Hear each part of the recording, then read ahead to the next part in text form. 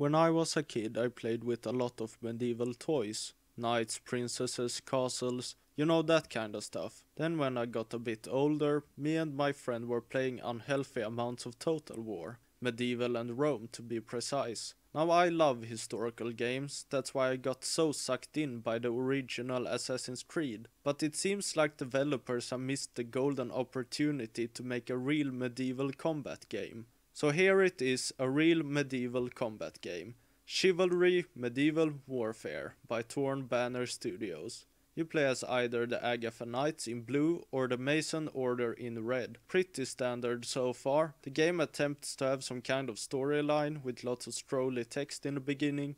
But let's be honest, no one gives a shit. We're here for grade A head shopping. There are 5 game modes if I counted them correctly. Team Deathmatch, Last Team Standing, Free for All, Duel Mode and Team Objective. Also, there are 4 different classes, each with their own set of weapons.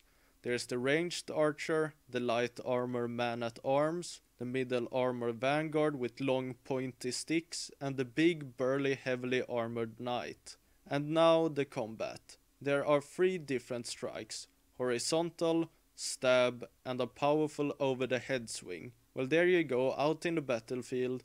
It seemed quite simple at first, but no, the combat is very advanced, because you can aim your attacks at certain hitboxes and change direction mid-swing. This can also be applied to the block, which creates tense duels to the death. The combat feels visceral and meaty, like you're actually hitting something, instead of most other first-person melee games where you just swing in front of you and dead.